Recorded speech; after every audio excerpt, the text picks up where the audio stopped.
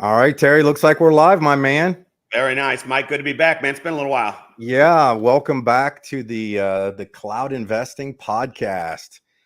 You were a lot of people don't know this. I've run a few of these not too long. It's I've been putting podcasts out probably for about a month, and then we got backed up with a little bit of stuff, and now we're putting a new one out. And Terry was actually my very first guest on here, which was awesome. You did a fantastic job as usual. I expected nothing less than that. I'm going to pull up Terry. Say hi to everybody, and maybe tell us a little bit about what we're going to cover today. This is going to be a little out of the norm for what we normally do on the Cloud Investing Podcast. But go ahead and pull it up, or tell us what Yeah, we're cover. excited to be here. You know, Mike. For those of you who know Mike and I, we enjoy working together, and we've done lots of calls on a variety of subjects. Sometimes we're talking cloud, DAOs, seats, crypto. You know, we talk about all kinds of exciting things going on. And today, I'm excited to talk about the future of the cloud and how you can actually own it, you know, or what I like to call 4 bites of the apple if you want. And so it's just really cool to give people some perspective. I don't think they realize just how incredible of an opportunity is right there in front of them at their fingertips if they just want to grab onto it. So perfect.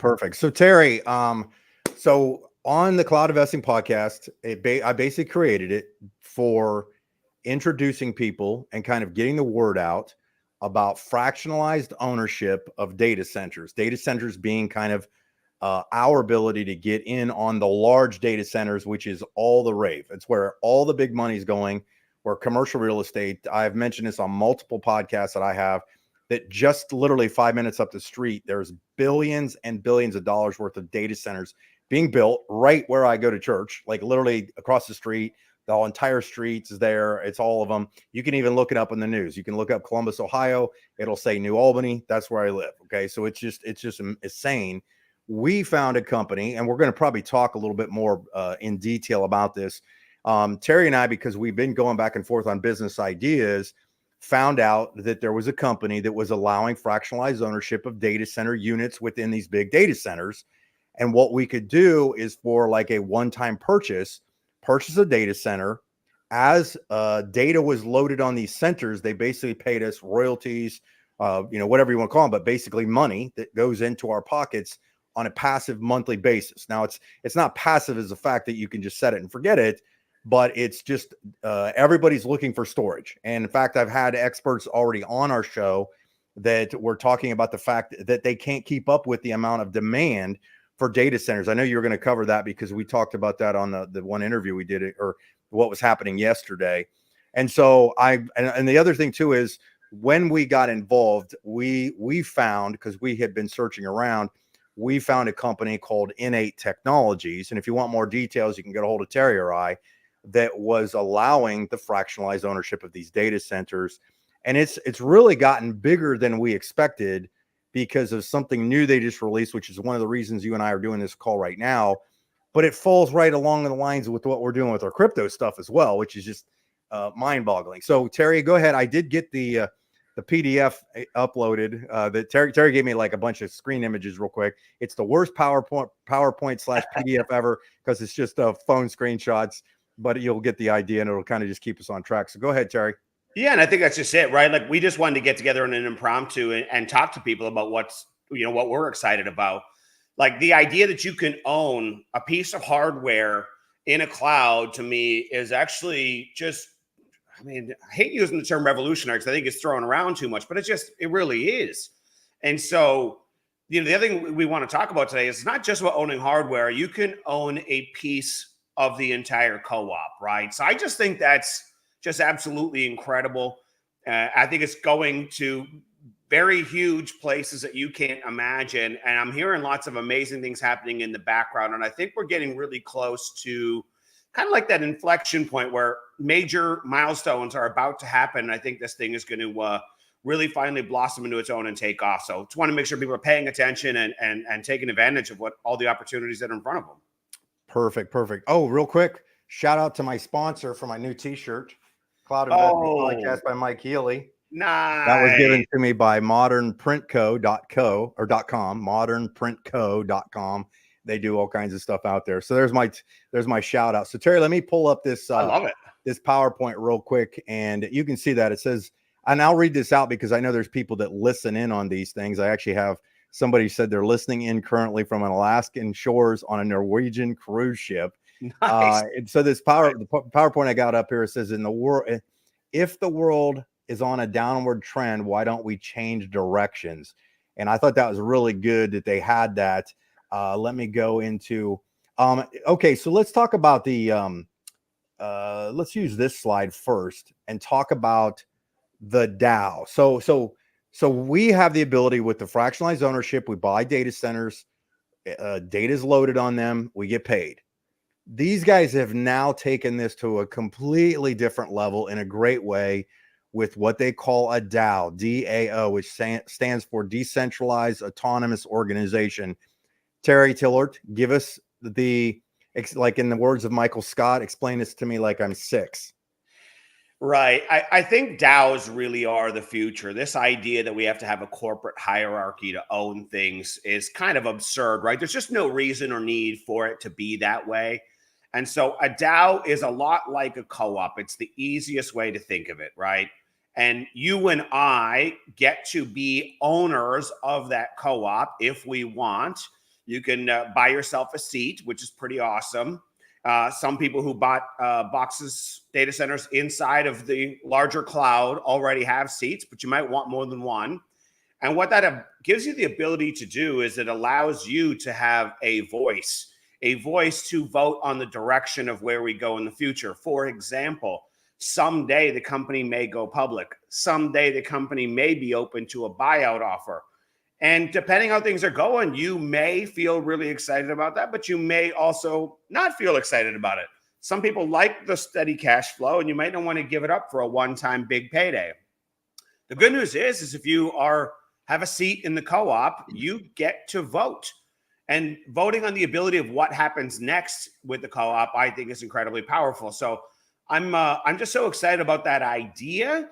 And also, there's a lot of other benefits and perks for you to be a part of the co-op. All right. So owning a box in the wall is incredible in terms of hardware. But if you can own a piece of the entire thing, could you imagine if this goes?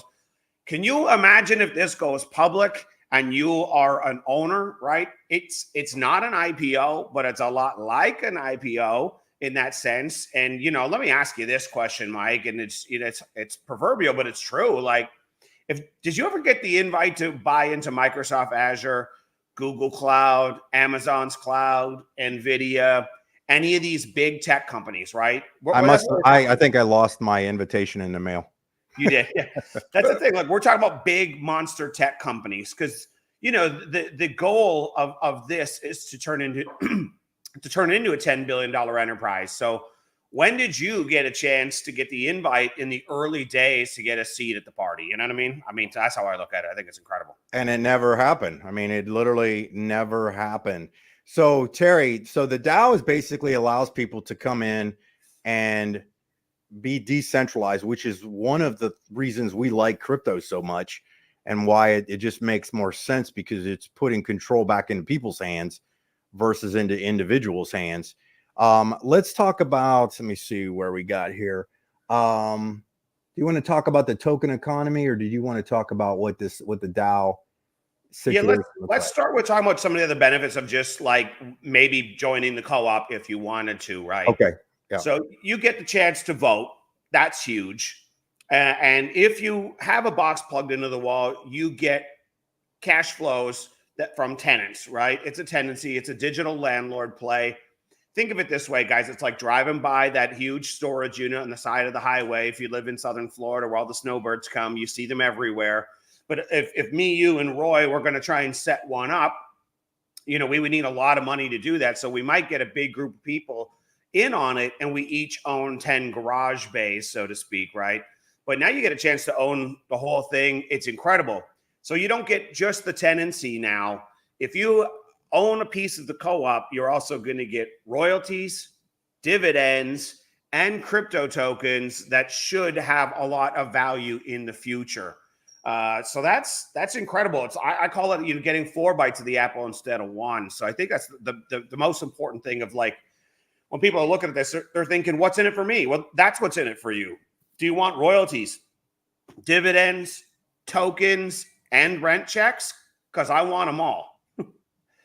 And that, to me, that gives us what we always talk about on the podcast and just in general is you have diversity. You have the ability to diversify where income streams potentially are coming from.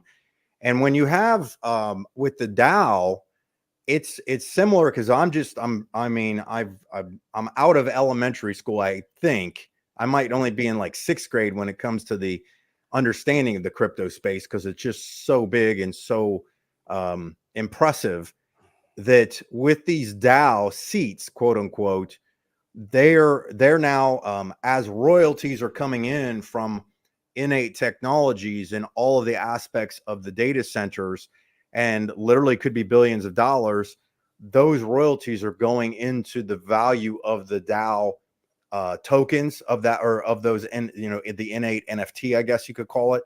So we have the ability to have that aspect, correct? Like I'm getting royalties off of that, as well as if I own a center, which I do, I'm making royalties off of that. So it's like, is that what you're talking about? Right. So just for people who may not understand, royalties are money that is taken off of the top line revenue.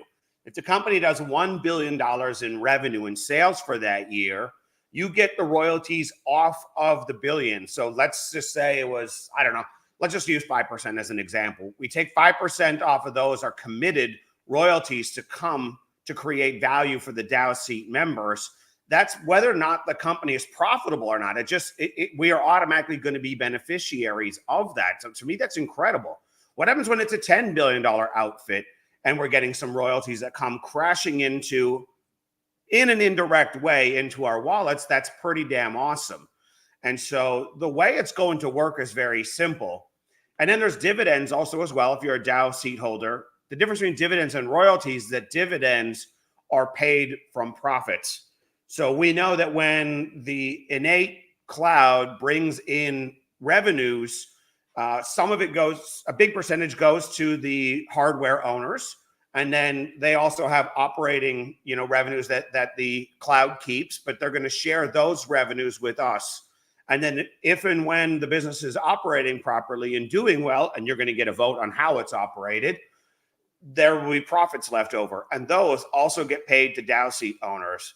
And then the last component is that there are crypto tokens, which, we'll have to get into today. We'll give it a high level overview and I'll make it simple so people can understand it. But this is really exciting stuff. It's sometimes hard to sleep when you really start thinking of the ways that all of these things kind of fit together. This slide I'm going to put back up here, I thought was a really cool slide that they used in that overview they showed us yesterday, was how the DAO members, how you have the DAO members, you got brand partners, you got tech owners, and then you got what's that last? I can't. Tech users, all come together in unity to create this entity, innate technologies, with all the data centers and everything that's going to fuel everything. Like it's all working together, and we happen to be at the forefront of this thing coming together, which is amazing. Like back to what you said, people are also looking for alternatives. Why we're so excited about this is people are looking for alternatives than the big name brand things like AWS, Azure, things like that, because they know that they're data mining their stuff, right? Everybody knows that they're getting hacked, they're getting in there, and they since they pulled so much personalized data, these things are decentralized, but they're highly encrypted and things like that. So it's protecting data.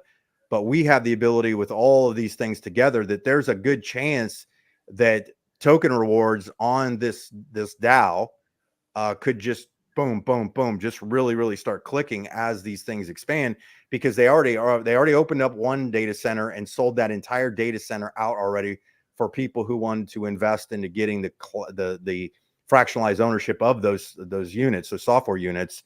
And they've already opened up their second location in Atlanta, Georgia. The first one was over by LA. And now that puts us, what do they call that? That's what's that word where you have the geo redundancy. Geo redundancy. Yeah, I've said it 1,000 times. I forgot it. That gives us geo redundancy. They're now going to then be able to branch into the Latin markets. We're going to also be able to probably open another one soon after that. I mean, we got people coming in and getting lots of these centers right out of the gates. And we kind of had heard that they were going to lean towards the DAO to, give us even more power to the people. And then with the, the ability, then they're going to tokenize this whole project is just amazing. I mean, if people don't understand the significance of tokenization and where everything is about to go, you got to be awake right now. Yeah. Well, and before we get into the tokenization and helping people understand it, we should talk about like where we are at in terms of the evolution of the cloud that's being built right before our eyes. The last time I talked to Joe, and you and I were on the phone with him a few days ago, we're at the point where a lot of things that had to happen are all converging and probably, hopefully, all being completed here as July is coming to a close. So, now we've got these new Innate Hub software services, right? So you've got the tech as a rental service, but then you also have software on top of it. So tech users, like in that one graphic, are important. So the idea that we can replace our Google Drive, our Google Suite, our Google Calendar, our Google Workspaces, the Dropboxes of the world, the Zooms of the world, all of that stuff is about to go live. And so those solutions are completing. And then also the software solutions that are required to allow enterprise level customers to migrate onto the cloud are damn near complete. And they are also set up for scaling as well. And so it's been a bit of a project to get here. I'm sure everyone wanted it to be done a little sooner, but better late than never. And we're almost there. It's just a huge lift. It's a huge undertaking. It's very expensive, very time consuming, taking a little longer than we wanted, but we're right here and now. And now I'm hearing, and don't quote me, I don't want to be seen as someone giving quote unquote financial advice. I don't want to be seen as someone over-promising and under-delivering, and I can't guarantee it, and I wasn't there to sign the contracts, and so on and so forth. But I heard from a little birdie recently that there are more people ready to onboard into our cloud than we have hardware for. Literally. What a quality problem. And not only that, so we're talking about like, oh yeah, is it ever going to become this big enterprise in the future? We don't have enough hardware. So if those of you who are on the fence who haven't gotten any hardware yet, you're still thinking about it.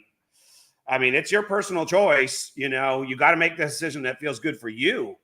And yeah, you may be excited about other investments and other programs, and we are as well. But we all need to diversify, and I think this is an absolutely fantastic place to be diversifying.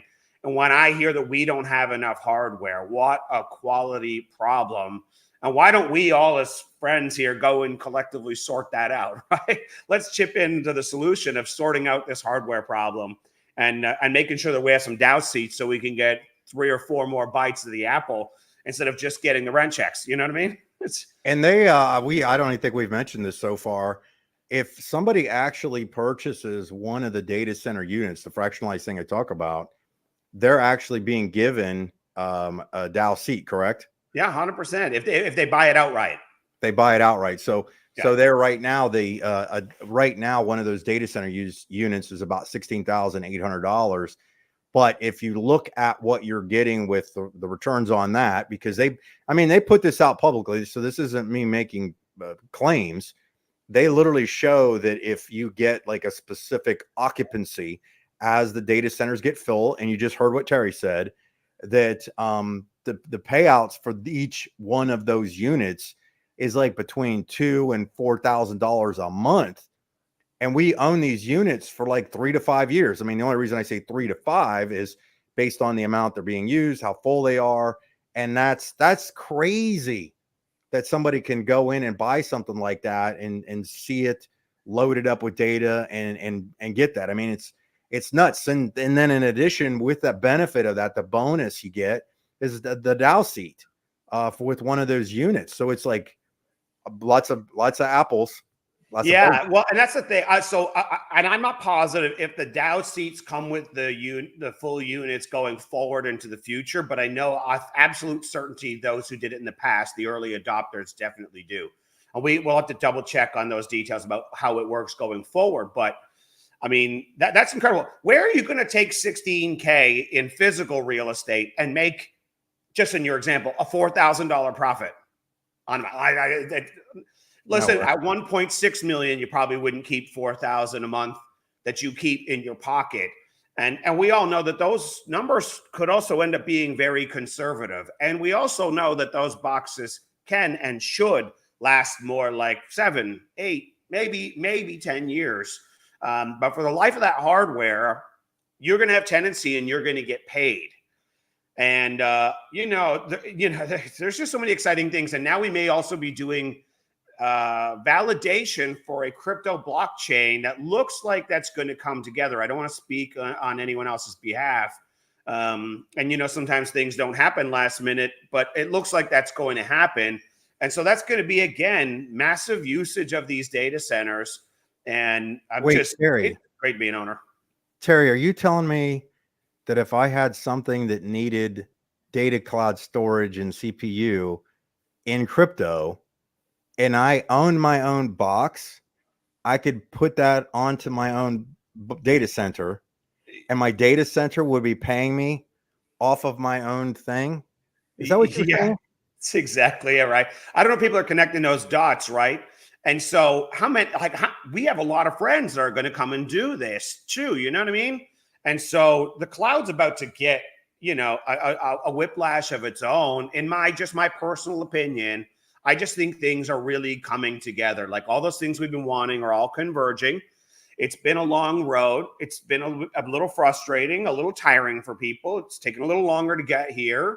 I'm sure Joe is more frustrated than all of us, but it's all kind of converging and it's time to kind of get real. And so that's really exciting. So for those who haven't got a D.A.O seat yet, or even if you only got one, you may want more, right? Like there are 20,000 of them only that will ever exist. And so, I mean, could you imagine if there is an if there's lots of execution variables, let's be honest about it. But if this becomes a big tech company, like many other big tech companies have gone to do, and it's looking really, really good from where I'm standing, and you could be 1/20,000th of the ownership, and 3 to 5 years from now, I don't know when it could be. It's all hypotheticals, right? But if it did go public, oh my God, would we be sitting on like a monster?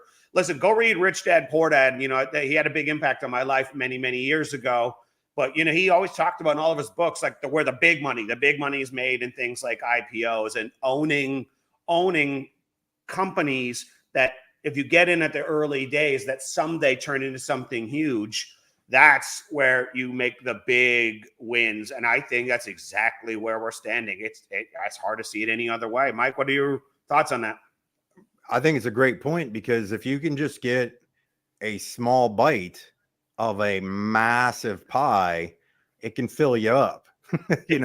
Sometimes you don't need a slice of a pie that's that big. You just need an aroma off of something like that. But if you think about it, 1/20,000th of, let's say if you just broke it down, if you could own 1/20,000th of Amazon royalties, right? Like, because I'm actually an Amazon influencer. I don't know how many people know that.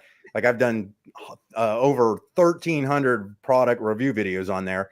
And I'm just, because I'm there every day doing stuff on the back office of Amazon, it's just mind boggling to me at how massive that thing is. And if somebody could have gotten in early stages, got a D.A.O of that company, where would they be right now? You know what I mean? Like, I don't think people perceive that. And let alone AWS is the largest by a long shot moneymaker for them than it is the product side. Yeah. The Amazon Web Services, that's what AWS stands for. And so you think about getting a fraction of that, and obviously to me, it's fun to kind of imagine these things potentially coming, and again, it doesn't even need to be that big. No, it doesn't need to be anywhere near that. Just like, it's crazy. I'm a proud D.A.O seat owner. I'm thrilled by it. I think it's awesome to be sitting where we are right now. My debate only is how many seats do I want to buy and how quick, right? And so we'll talk a bit about that. But let's get into the tokenomics side of it, because a lot of people maybe don't understand tokenomics and why this crypto component to it, I think, is actually really, really exciting but there's royalties, dividends, crypto, voting, committees. You get to do a lot of really cool stuff in a DAO. So do you want me to pull any of the slides up? I don't know if there was any. Let's pull we'll get back to that slide after. Let's talk about the tokenomics slide, Mike. There we go. That one? Okay. Yeah. So what happens for those of you who have a DAO seat, you will be gifted an NFT. An NFT is a non-fungible token. Think of it as a piece of like digital real estate. And this digital real estate is going to literally spin off tokens for you. Those tokens are then going to be put into an open marketplace where they are exchangeable, for goods and services, but also exchangeable for dollars if you wanted to.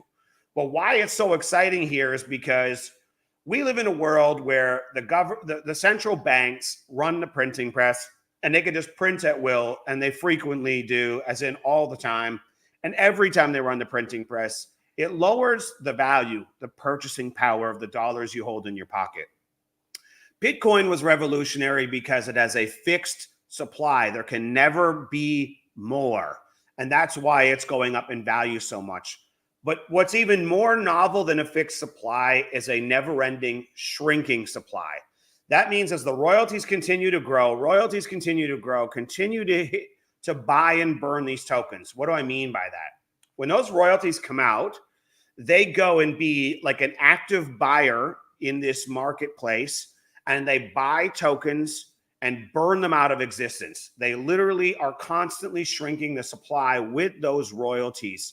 And I think that's incredible, because you've got, as the walls of money keep getting bigger and the token supply keeps shrinking, there only is one outcome. It's just math. It's supply and demand.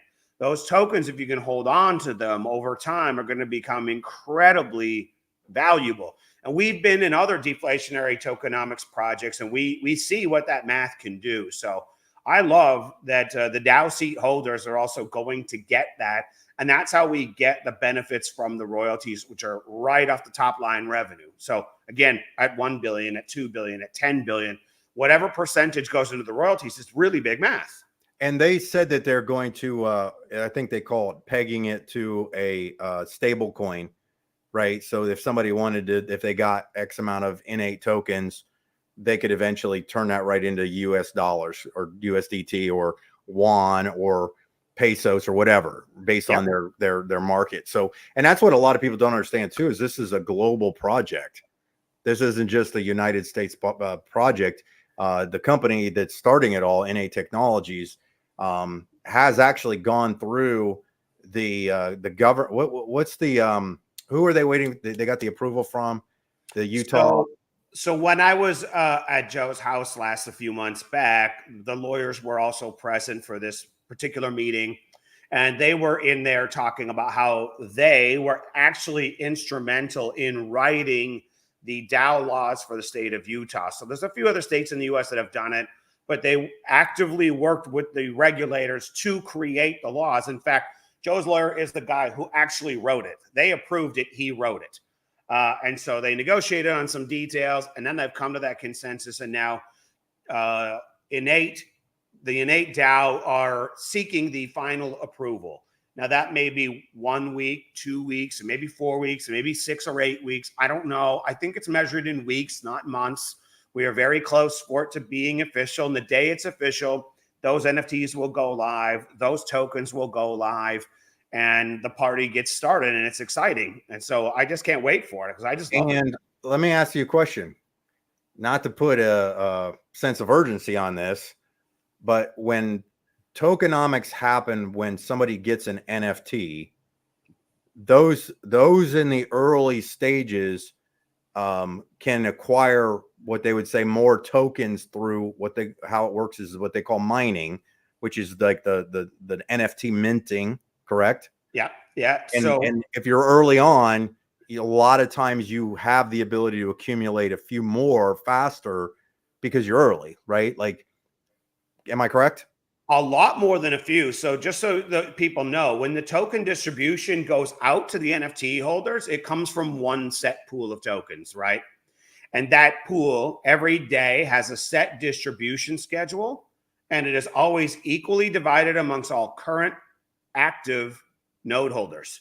So when all the NFT seats are there, you don't get a little bit more tokens. You get a lot more tokens if you're in the early days.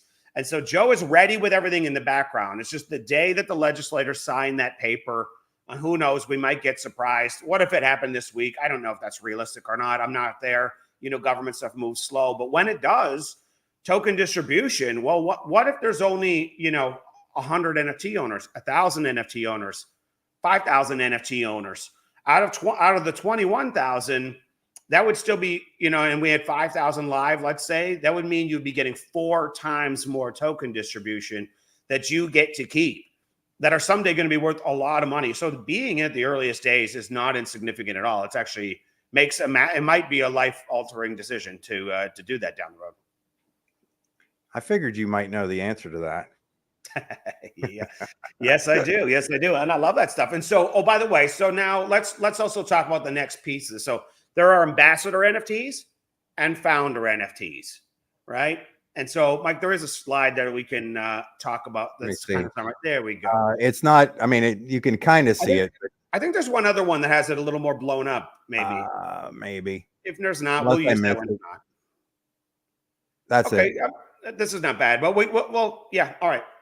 So the ambassador NFTs, as you can see here, are cheaper. You do get token rewards. You do get voting rights. When you see the X on the committee, what that means is later on there'll be a tokenomics committee. There will be a sales and marketing committee. There may be a committee on managing the finances. Right. There may be a variety of committees in there. And as an ambassador, it doesn't matter if you have the expertise or not. You're not going to be invited to be on those committees. And so, I mean, being that this is a partial crypto project and a tech project, I could see myself ending up on all the committees, maybe a few too many than I should be on, but I can just see it. So, I want to have a founder's NFT, so I have the ability to participate, especially if something comes up that I find very interesting. I don't want to be cut out from that. And then dividends, which is a profit sharing pool from the operation. So let's say there's $100 million in sales in the next 12, 18 months. Who knows what the time frame that will be? It's just a hypothetical example. And let's say there's only a 1% profit margin.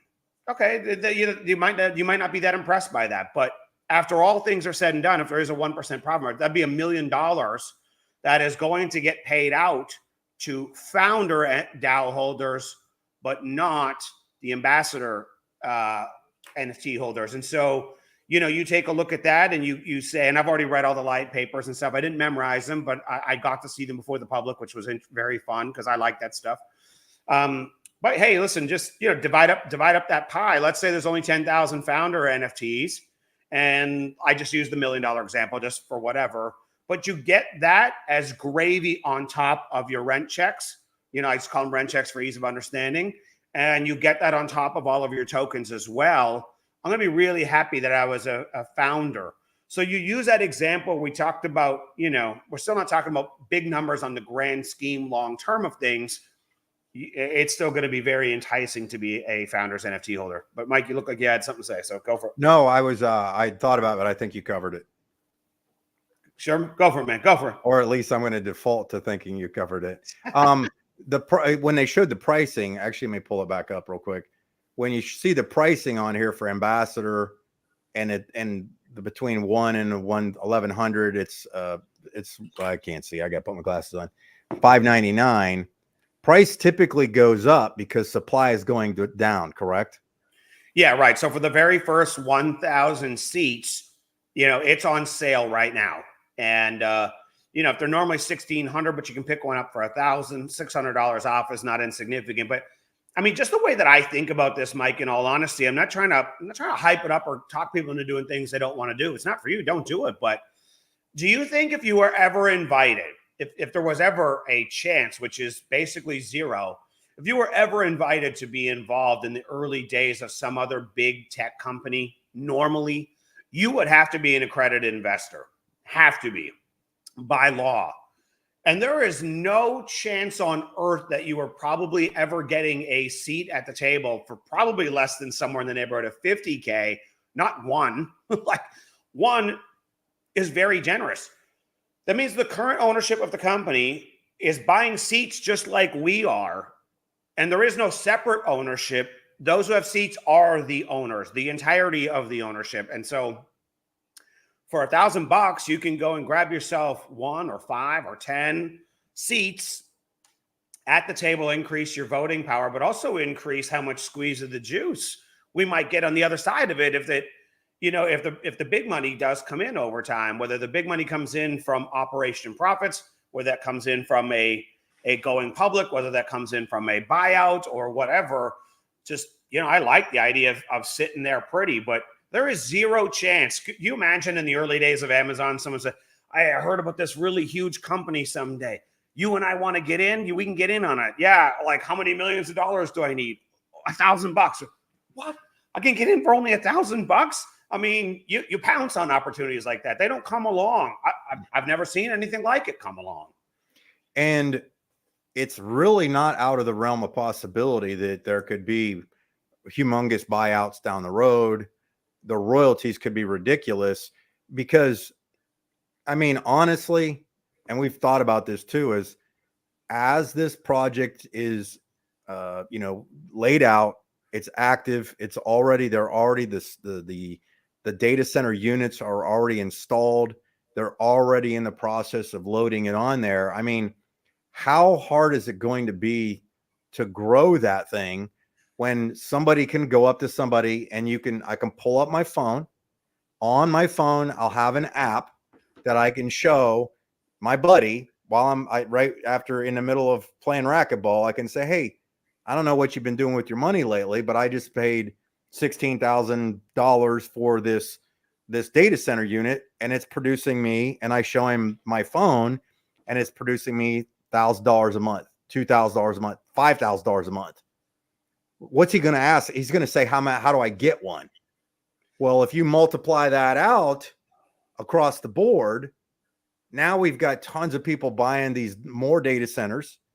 It allows us to bring in larger enterprise clients. And there's a, what was it called? It's not, I don't think it's the phrase overflow, but it's the easiest word to understand.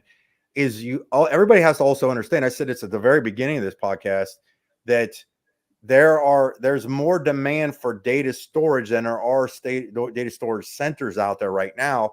Mm-hmm. So companies like Amazon have already gone outside of their own units into other individual units to put their data because of how fast things are increasing. And especially back with, and this has been said a million times on my podcast, with the invention and the advent of AI, every time AI learns something, it stores that info, and then it learns something new and it stores that info and it learns something new. And you had over, if I remember correctly, Chat GPT had didn't they have like 100 million or 10 million or something subscribers faster than any platform on the planet in like 20 days or something like that? It was crazy. I forget the exact numbers. It was crazy number. Like it was a number you can't even really put into perspective. That type of data has to go somewhere.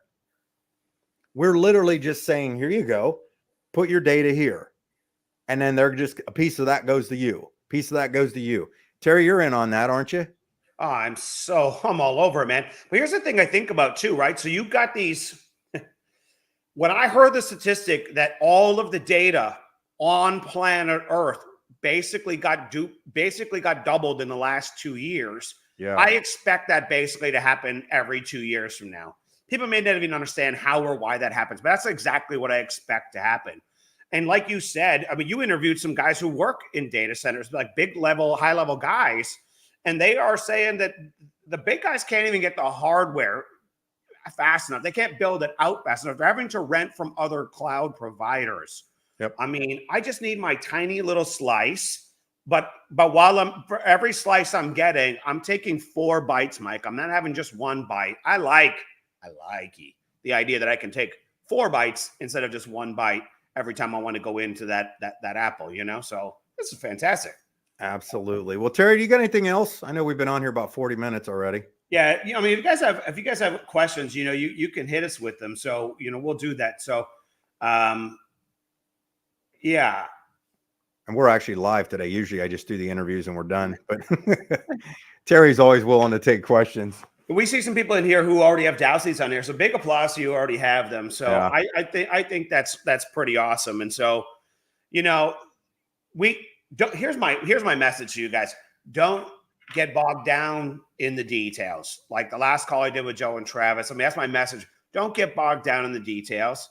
Does it make sense for you to only collect rent checks or with only taking an extra, right? So we talked about the 16K on the boxes. We're talking about adding one more, right?